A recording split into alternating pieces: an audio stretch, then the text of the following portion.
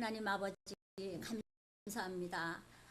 저희들에게 또다시 주일을 허락하시고 이렇게 건강한 몸으로 모여서 예배드림이 얼마나 감사한지 이루 말할 수가 없습니다.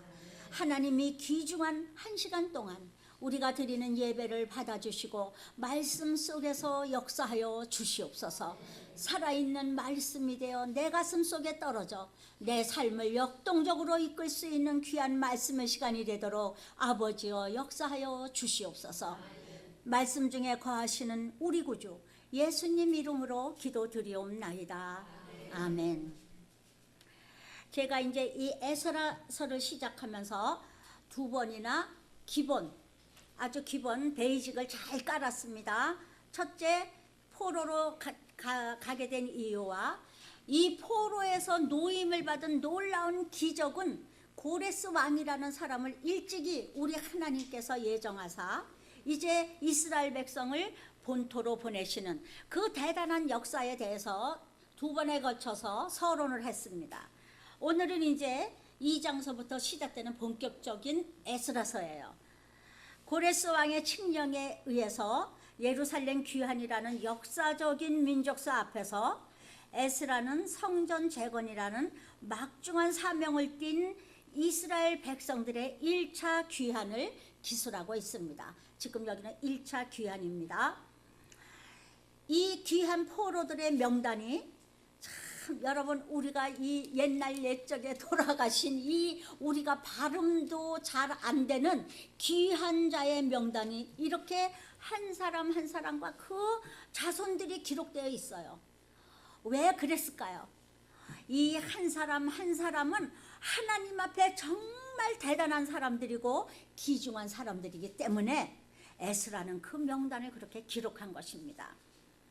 우리들도 하나님 앞에 참 귀중한 한 사람으로 그 명단이 올라 있었으면 좋겠습니다. 우리는 부족하지만 오늘 공부한 룻과 같이 의지가지 없이 다만 시어머니의 신앙을 따라서 이렇게 믿음만으로 들어와서 예루살렘 백성이 되었지만, 그러나 거기서 보아스를 예비하신 하나님의 섭리 속에서 룻이 믿음의 조상의 반열에 찬란하게 그 이름이 올라간 것처럼 우리들도 참 보잘것없는 룻 같은 존재지만 하늘나라에서는 하나님께서 우리 이름을 기록하시고 하늘에서는 우리를 대단히 여기시는 그런 사람들이었으면 좋겠습니다. 자, 이제 귀한 포로의 명단이 발표되는데요, 지도자들과 일반 백성들의 명단이 구별되면서 발표되고 있습니다. BC 537년 스룹바벨의 지도하에 단행된 제1차 포로 귀환 때의 귀환자들의 명단이 언급된 이 본문에서 그 첫 번째 대목에 해당되는 본문은 귀환을 인도한 지도자의 이름과 일반 백성들의 숫자가 나타나 있습니다. 이 같은 본문은 첫 번째, 이스라엘 백성들의 귀환을 주도한 지도자의 명단, 딱 2절 한 절에 기록되어 있습니다. 그 다음에 가계 관계가 확인된 평민의 명단, 누구의 자손이라는 것이 확인된 사람, 그 다음에 본적을 통해 분류된 평민의 명단, 아, 너는 본적지가 충청도 청주였구나, 그 본적을 통해서 분류된 평민의 명단, 이렇게 세 단계로 1절로부터 35절까지가 구별됩니다. 저는 처음에 이거를 여러분들과 다 하도 귀중한 사람들이라 읽으려고 그랬어요. 근데 그렇게 읽으면 여러분들이 예배를 드리고 나서 뭘 들었는지 하나도 모르고 이름만, 기억되지도 않는 이름만 남을 것 같아서 생각을 바꿨습니다. 그런데 출애굽 당시 모세가 백성들을 이끌고 지도한 것과 같이 근본의 제2 출애굽을 지도한 영도자는 스룹바벨과 예수아입니다. 그중 스룹바벨은 다윗 가문의 후예로서 남왕국 유다가 멸망당할 즈음 바벨론으로 끌려간 여야긴 왕의 손자인 것입니다. 왕손이죠, 왕손. 그것도 직계, 바로 그 손자. 그러니까 굉장히, 왜냐하면 70년밖에 안 됐으니까. 그러니까 손자가 이제 어른이 되어서 이 본토 귀환을 주도했다는 것입니다. 그 다음에 이 왕족이 여기에 주도자가 되었다는 것은 이스라엘 사람들이 유다 가문을 얼마나 소중히 생각하는가를 알면 우리가 그를 따르는 지도, 이 백성들이 우리의 스룹바벨이 지금 가신다고 하니까 우리가 가야 돼 하고 쫙 일어나는 그 일이 왜 가능했는지가 이해가 됩니다. 그들은 다윗 가문을 중심으로 메시아가 올 것을 서서히 믿음으로 바라보면서 메시아 가문을 더 소중히 여기기 시작했습니다. 이스라엘 백성이 다윗 시대에서부터 희미하게 메시아 사상이 있었지만 가장 메시아 사상이 강하게 일어났던 것은 포로 귀환 후 암흑기 400년 유다의 그 선지자가 일어나지 않고 예언도 일어나지 않은 400년 기간이라 그랬어요. 그렇기 때문에 지금 이때에는 메시아 사상이 막 일어나는 때입니다. 그리고 그 메시아 사상에서 일반 백성들이 다 지쳐갈 쯤 하나님이 우리를 버리셨나 봐. 그럴 즈음에 예수께서 나시는 것이에요. 하나님께서 그렇게 섭리하셨습니다. 지금 이제 그 중요한 스룹바벨이 이 사람들을 이끌어가고 있습니다. 또한 또 예수와 이 사람은 누구냐? 그는 제사장의 직계 자손입니다. 대제사장의 직계 자손, 다시 말하면 아론의 자손이에요. 그렇기 때문에 이 사람도 대단한 가문의 사람인 것입니다. 이스라엘 사람들이 가장 중요하게 여기는 왕족 또 대제사장, 이 두 가문이 뚜렷이 살아있어서 이 사람들을 따라서 일반 백성들이 움직이게 하나님께서 역사하셨습니다. 이들은 바벨론 포로들을 이끌 만한 충분한 자격이 있었던 것입니다. 자신들의 또 그 다음에 자신들의 보기를 잊지 않았던 사람들과 또한 시족 중심으로 자기들의 시족 중심으로 시족 중심으로 유대인이라는 그 긍지를 가지고 지금 살고 있었던 사람들, 우리가 포로로 잡혀왔지만 우리는 유대인이야. 그리고 우리 그 시족 있잖아요. 자기 가문, 그거를 중요하게 여기는 사람들이 다 일어나서 이때에 같이 오기 시작했다는 것입니다. 사실 이들이 자신들의 보배를 잊지 않고 기억하고 있다는 것, 보관했다는 것은 대단한 의미를 갖는 일입니다.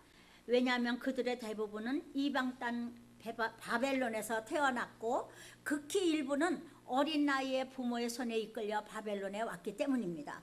그럼에도 불구하고 그들은 부모가 자신들에게 알려준 보배를 잊지 않고 기억한 것이고, 또 이들이 이같이 자신들의 보배를 기억한 데는 그만한 이유가 있었습니다.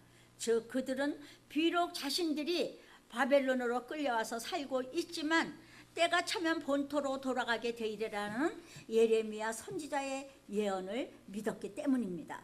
그래서 귀환한 백성들 중 이들은 자신들의 보배를 잊지 않고 기억했던 것입니다.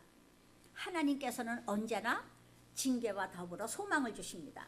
이스라엘 백성을 징계하시겠다고 엄히 말씀하신 후에 항상 말씀하시죠. 내가 너희를 다시 본토로 이끌어 올 것이다. 그런데 그 본토로 이끌어 오실 것이라는 얘기를 하나님께서는 70년이라고 정확하게 말씀해 주심으로써 포로로 가 있는 사람들에게 소망이 끊이지 않게 해주신 거예요. 70년을 참아야 돼.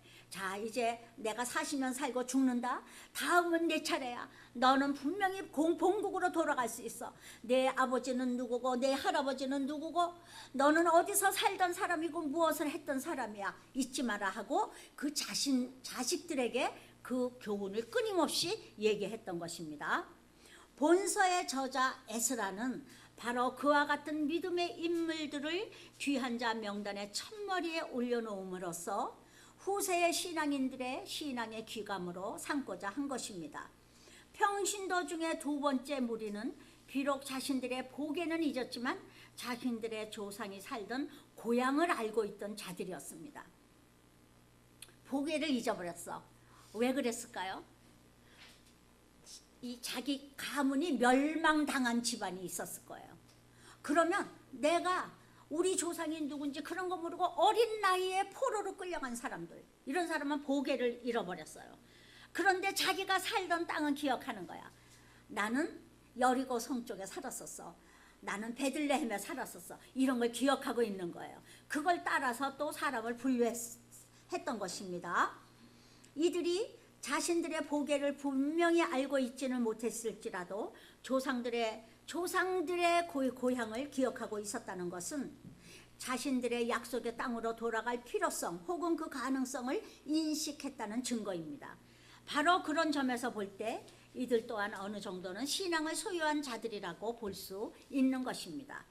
그런데 귀환한 백성들 중에 이같이 자신의 계보와 조상들의 고향을 알고 있는 자들이 있었다는 것은 민족의 순수성과 선민 사상의 특성과 연관시켜 볼 때 중요한 의미를 지니고 있습니다. 왜냐하면 이스라엘 백성들이 팔레스틴으로 돌아와서 첫 번째로 이루어야 될 과업은 여호와 종교의 순수성을 보존하는 것이었기 때문입니다. 그러기 위해서 백성들 중에 여호와 종교를 가진 사람의 후손과 그렇지 못한 사람을 분리시키는 일이 선행되어야 했습니다. 특히 부모의 신앙이 후손의 신앙에 절대적 영향을 미치던 고대 사회에서 이 같은 방식으로 여호와 종교가 혼합주의화되는 것을 막는 것은 당연한 일이었습니다. 또한 이뿐만 아니라 그 당시에는 팔레스틴에 극히 위험한 혼합주의가 성행하고 있었습니다. 왜냐하면 여기저기서 포로들을 끌어다 놔서 섞어놨기 때문에 자기가 믿던 신들을 다 가지고 온 거예요.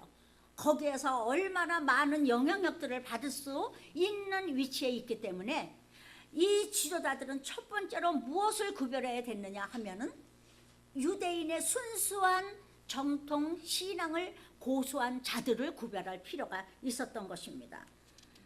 여기서 우리가 지금 오늘 읽은 명단에 올라있는 귀한 자들은 순수한 여호와의 종교의 신봉자들로서 하나님의 언약 공동체에 들어올 수 있는 자격이 있는 자들인 것입니다. 그 사람들이기 때문에 지금 여기에 보기에 오른 것은 에스라가 왔어? 이렇게 적은 게 아닙니다. 세월이 지난 후에 추려서 명단에 올린 사람들인 것이에요. 아, 이 사람들은 틀림없는 사람들이야. 내가 믿음을 봐도 틀림없어. 이런 사람들입니다. 우리는 본 이 내용을 살펴보면서 간과치 말아야 할 중요한 사실이 있습니다. 그것은 왜 저자 에스라가 일반 백성 귀한 자들을 지파별로 분류치 아니했을까 하는 것입니다. 그러나 그 당시에 이스라엘 백성들에게는 지파의 구별이 특별한 의미가 없었습니다. 왜냐하면 북왕국의 10지파 백성들은 남왕국 유다의 2지파 백성들이 바벨론으로 끌려가기 약 136년 전에 이미 아수르 땅으로 강제로 이주되어서 그 당시의 혈통의 순수성이 거의 상실된 뒤였기 때문입니다. 그래서 본서 저자 에스라는 본 단락을 지파대로의 구별에는 전혀 관심을 두지 않고 기록한 것입니다. 이 같은 우리 본문에서 우리는 이런 것을 생각할 수 있습니다.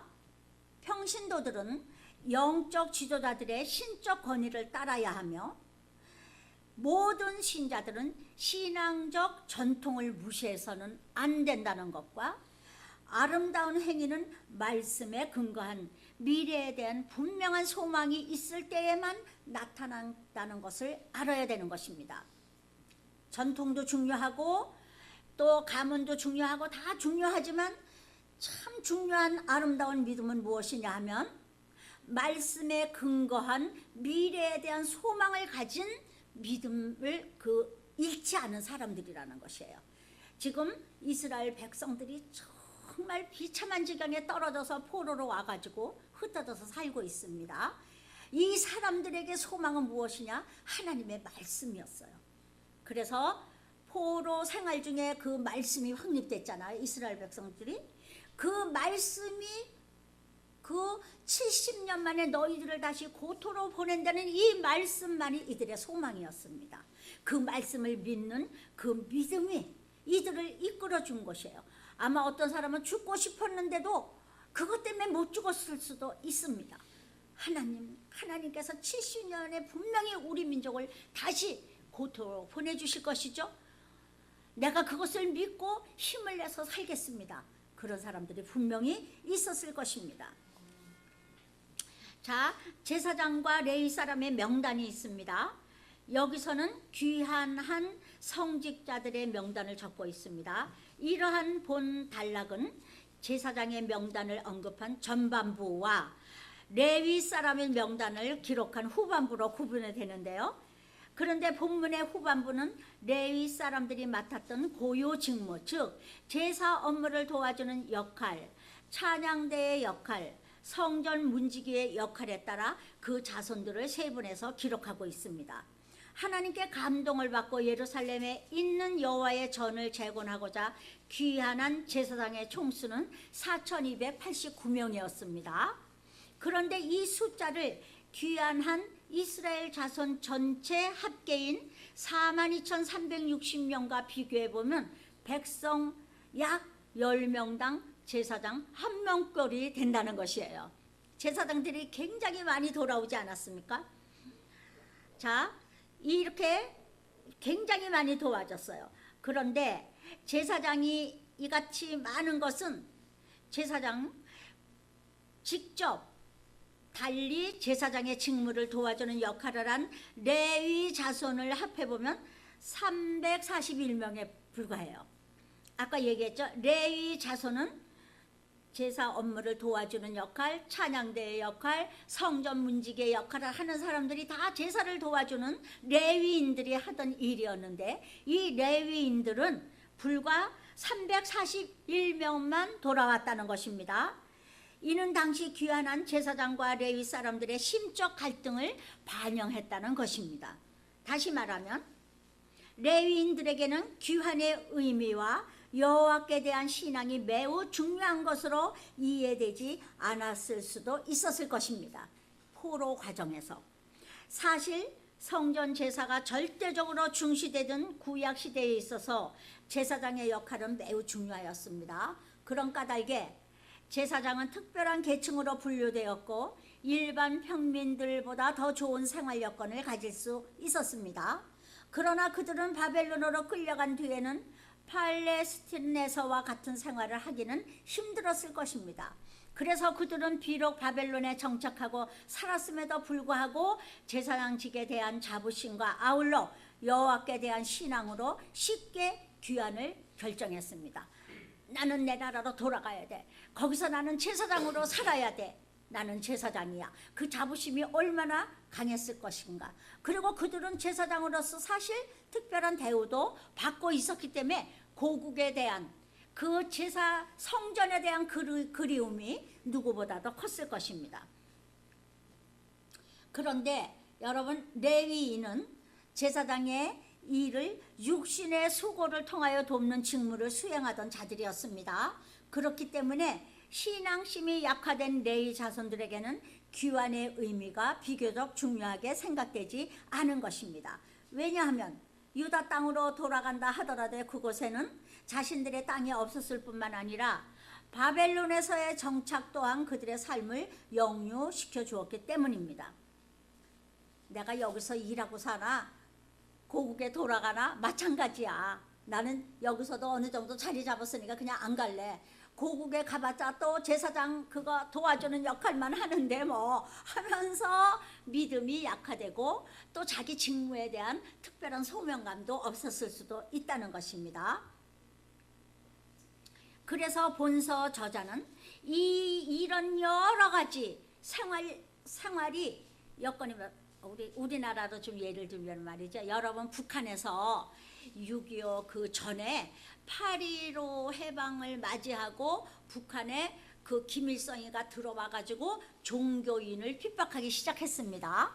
그랬더니 순수한 종교를 지키고자 나는 하나님 없으면 못 살아, 이런 사람들은 거기에 엄청난 토지와 자기의 산업, 장사를 하던 사람들, 뭐 개성에서 인삼 장사하던 부자 뭐 이런 사람들이 그 모든 것을 몽땅 그대로 두고 어떤 사람은 런닝샷 바람으로 도망온 사람도 있어요. 아무것도 안 가지고 다 거기다 두고 오직 믿음을 따라서 하나님 예수 그리스도 그 믿음 신앙을 지키려고 넘어온 사람들이 얼마나 많았습니까? 여러분 다 아시죠? 우리가 겪었잖아요. 그런 사람들이 넘어온 것처럼 지금 여기서 우리가 아무리 여기서 잘 먹고 잘 살게 된다 하더라도 나는 여호와 하나님을 섬기는 내 본토로 가야 해 하고 모든 것을 다 놓고 떠난 사람이 있는가 하면 여기서 뭐 어느 정도 자리 잡았는데 뭐 우리 며느리는 또 뭐 이 바벨론 사람이야 이러면서 떠나지 못하는 사람들 굉장히 많았다는 것입니다. 여러분 그런 사람들 많습니다. 기회주의자. 항상 내가 신앙을 가졌으면 이 신앙을 위하여 목숨을 바쳐야 되겠다 하는 그런 열망을 가지고 그런 중심에 정말 변함없는 반석 같은 믿음을 가지고 살아야 되는데 뭐 적당히 믿다가 그냥 뭐 기회가 되면 얼른 그냥 공산주의에 붙어가지고 아부하고 저기도 예수 믿어요 저기도 그거 일러주고 그래가지고 그렇게 첩자질하고 그러면서 안 떠나고 거기 있던 사람들 그 다음에 다 죽었잖아요. 예수 믿었다고. 그러니까 우리는 항상 하나님 위주로 살아야 되는 것입니다. 우리가 비록 부족하고 연약한 인간이지만 예수 그리스도 그분을 향한 우리의 믿음만은 반석 같은 믿음을 가져야 되는 것입니다. 절대로 이중삼중 변하려고 생각하지 마십시오. 그러면 이 명단에 올라가지도 못해요. 하나님께서 하늘나라에서 이름을 지워버리시는 것입니다. 그렇게 살지 말아야 돼요. 인간이라는 것은. 그래서 여러분들 이때 말해서 유혹과 환난도 헤쳐나가고 그 모든 것을 물리치고 본토로 돌아온 사람들이 너무 귀해서 에스라는 이 사람들의 이름을 이렇게 길게 일일이 적어 놓으셨고 그 후대 사람들이 이 이름을 지우지를 못하는 것이에요. 왜냐하면 성경 속으로 깊이 들어가 보면 이 한 사람 한 사람이 얼마나 귀한지 이루 말할 수 없이 귀한 사람들이기 때문인 것입니다. 우리들도 말이죠. 누구에겐가 귀한 사람들이 되기를 원합니다. 그 중에서도 예수님 앞에 귀한 사람이 되기를 원합니다. 예수님께서 너 떠나 그럼 떠나 그렇게 취급받는 사람이 되어서는 안 되는 것입니다. 너만은 안 돼 너만은. 우리를 붙잡아 주시는 그런 믿음이 굳센 사람들이 다 되시기를 바랍니다. 여러분 우리가 이스라엘의 이제 나머지 그 10지파의 존재에 대해서 우리가 짚고 넘어가지 않을 수 없습니다. 이스라엘은 솔로몬 왕이 죽고 그의 아들 르호보암이 등극할 즈음에 남과 북으로 나뉘었죠. 그때 이스라엘 백성 중 10지파는 북왕국으로 나머지 베냐민 지파와 유다 지파는 남왕국으로 편입되었습니다. 그런데 역사적으로 이 나라들은 서로 어떤 때는 우호적이었다가 어떤 때는 적대적이었다 하면서 그 관계를 유지해 오던 중 북왕국은 BC 722년에 아스루 왕 살만 에셀에 의해서 멸망하여 당했고 그 백성들 중 상당수가 아스루 땅으로 끌려가고 말았습니다. 따라서 팔레스틴 땅에는 남국 유다의 2지파만이 남게 되었습니다. 그러나 남국의 2지파도 결국 바벨론 왕 느부갓네살에 의해 멸망되어 BC 586년에 바벨론 땅으로 끌려가고 말았습니다. 이렇게 해서 이스라엘 백성의 12지파 전체가 타국 땅에서 살아야 했습니다. 하지만 남유다의 2지파 백성들에게는 특별한 조서가 내려져서 자신들이 살던 팔레스틴 땅으로 돌아갈 수 있었습니다. 그러나 문제는 북왕국의 10지파 백성들인 것입니다. 왜냐하면 에스라서나 느헤미야서에서는 이와 같은 문제를 해결할 하등의 실마리도 제공치 않고 있기 때문입니다. 우리가 지금 에스라서를 하지만 에스라서는 지파별로 구분하지 않았다 그랬잖아요.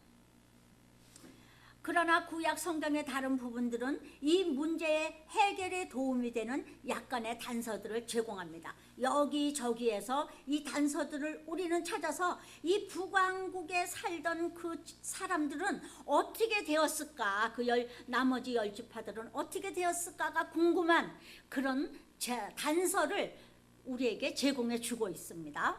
첫째, 우리는 아스루로 끌려간 북왕국의 10지파 백성들이 하나님의 언약 공동체에서 끊겨졌다고 보아야 합니다. 일단 다 끊어졌다고 보아야 됩니다.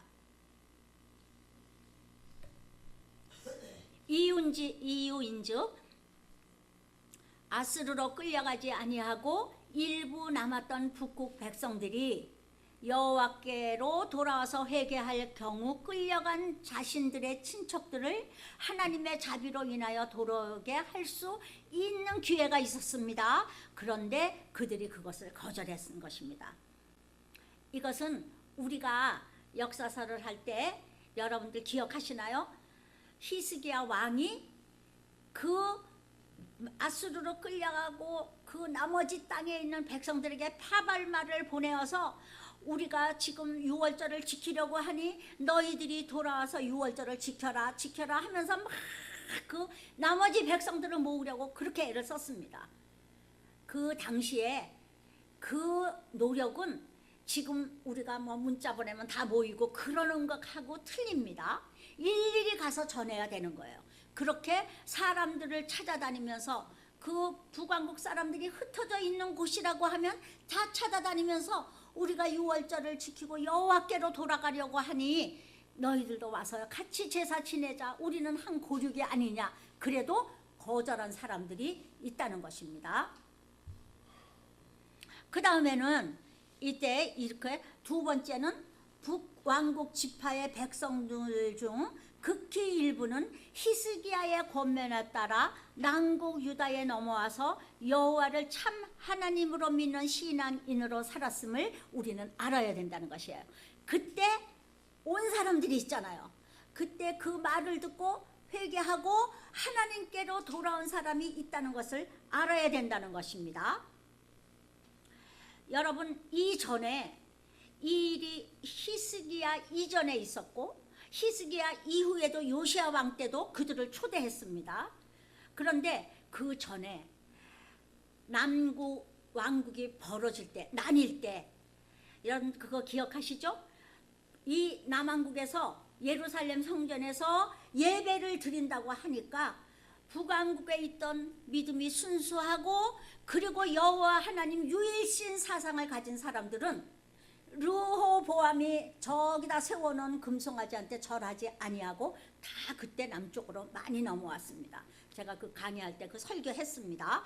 그때에 벌써 나는 저 르호보암 밑에 있을 수 없어. 내가 비록 지파는 내가 단지파지만 내가 다신 르우벤 지파지만 나는 지파와 상관없어. 나는 하나님을 섬겨야 돼 하는 사람은 다 이 유다로 건너와서 유다 지파 속에서 섞여 살았습니다. 다만 신앙을 위해서 그렇게 살았습니다. 그런 사람들은 좀 곤란하게 살았겠죠. 그렇지만 내가 섬기는 하나님, 그 여호와 하나님을 섬기는 그 기쁨 속에서 그들은 살 수 있었고 하나님께서는 그들을 따뜻하게 영접하셔서 아마 굉장히 잘 살게 해주셨을 거예요. 평안하게.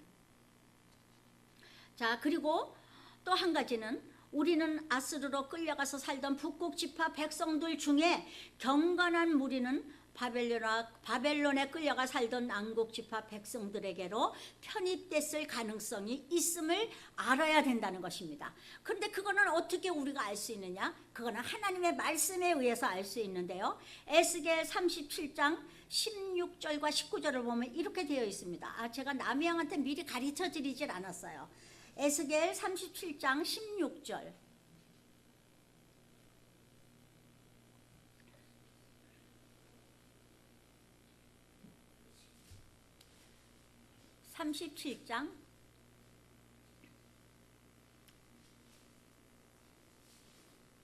네. 자, 여기 같이 읽겠습니다. 시작.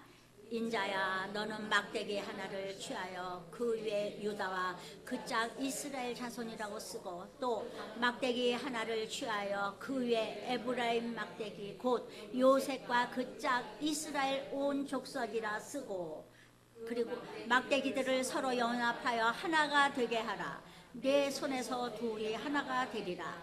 내 민족이 내게 말하여 이르기를 이것이 무슨 뜻인지 우리에게 고하지 아니하겠느냐 하거든 너는 곧 이르기를 주 여호와의 말씀에 내가 에브라임의 손에 있는 바 요셉과 그 짝 이스라엘 지파들의 막대기를 취하여 유다의 막대기에 붙여서 한 막대기가 되게 한즉 내 손에서 하나가 되게 하리라 하셨다 하고 이것입니다. 하나님께서 말씀하셨어요. 지금 유다와 에브라임과 그리고 10지파가 하나 되게 하시겠다 그랬잖아요. 그들이 용광로 같은 불 속에 들어가서 하나가 되는데 그것은 어디냐? 바벨론 포로 생활 중에 하나가 된 것입니다.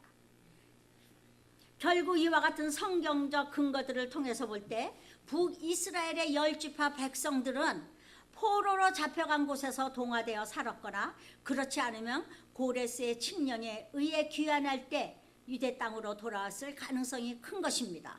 그러기에 바벨론에서 돌아온 이스라엘 백성들은 반드시 유다 지파, 베냐민 지파만으로 이루어진 것이 아니라 12지파 대부분으로 이루어졌다고 추측할 수 있는 것입니다. 참 놀라운 일이죠. 우리는 알 수 없지만 하나님께서는 믿음이 있는 자들을 어느새 다 모으시고 품으셔서 그들이 에브라임과 유다 그들이 하나 되게 하시겠다는 것을 말씀해 주셨던 것입니다. 소망을 또 주신 것이죠. 하나님께서는 하나님 안에서 완전히 하나님께서는 멸절시키지 아니하시고 그 백성들이 믿음만 있으면 누구든지 살게 하셔서 이 두 언약 공동체를 하나로 만드시는 놀라운 역사를 허락하셨던 것입니다.